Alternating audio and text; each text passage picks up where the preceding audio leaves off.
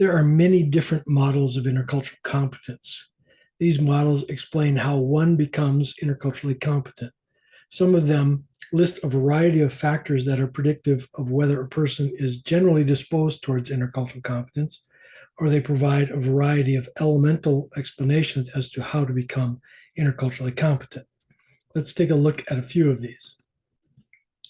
The first is the one that most of my students prefer because it's easy to understand.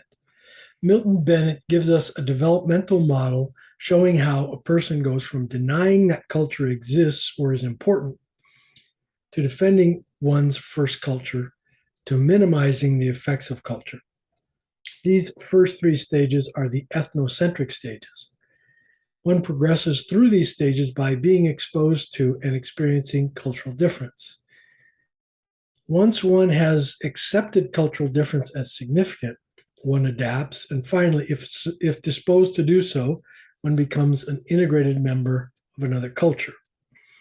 These last three stages are the ethno-relative stages.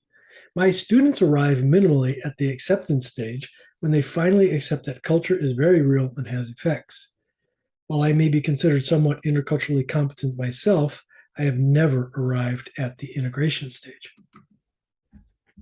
The U.S. Army uses a variety of factors to select those military personnel who will be developed for intercultural competence, which they call cross-cultural competence. They look at the person and see if they have the disposition, personal background, and identity that would select them for language and regional competency training, where they are trained in cross-cultural competence, which they list as a body of knowledge, skills, and attitudes. Once trained and given a variety of uncontrollable situational and organizational variables, the person's intercultural effectiveness can be measured by their performance to the culture, personal adjustment, and success in interpersonal relationships cross-culturally. This model is interesting in that it tries to predict the success by selecting the right personnel to invest US dollars into in order to have effective cross-cultural leaders. And if they're not, people might get killed. So it's important to select prudently. Darla Deardorff gives us two models, the pyramid model here and the process model. The pyramid model begins with attitudes, builds from there to knowledge and skills such as cultural and linguistic knowledge and skills. A psychologically internal outcome leads to positive internal changes that are fundamental to intercultural competence, such as adaptability and cultural empathy, which in turn makes the person more effective and appropriate in intercultural interactions. So all of this builds to intercultural competence.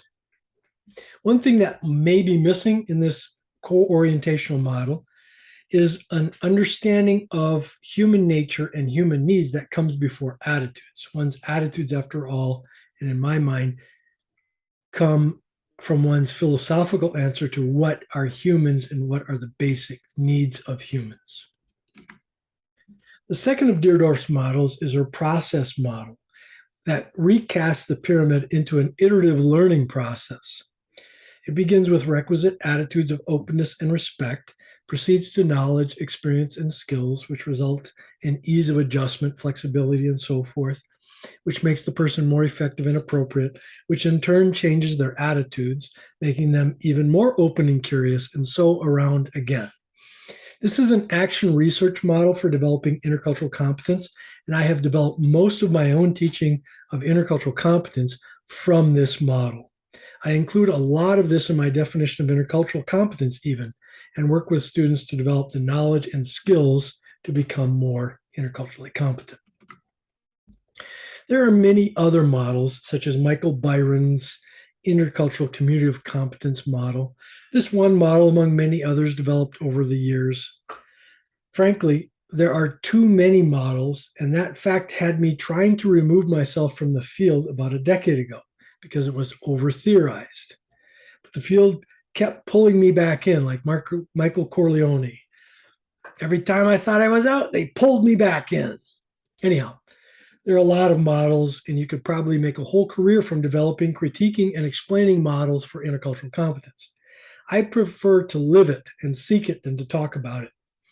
Spitzberg and Changnan give more than 20 of these models, so check them out if you're interested in going the model route. Check out that. They have an article in the Handbook of Intercultural Competence. At this point, if you've watched many of my presentations in the order suggested, you should have arrived at the acceptance stage of Bennett's adaptational model and be more curious as to culture's role in your own life.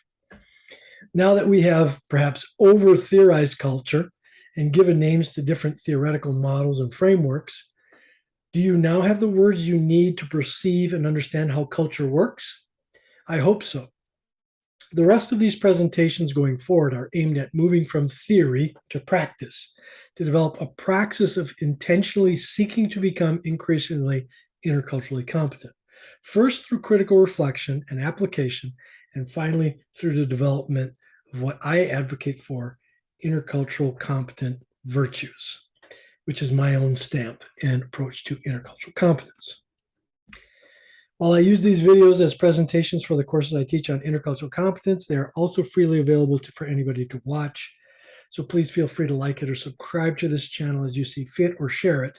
Your feedback is valuable to me and helps me make sure that things are clear for people who follow you. And may you find the peace that you are looking for.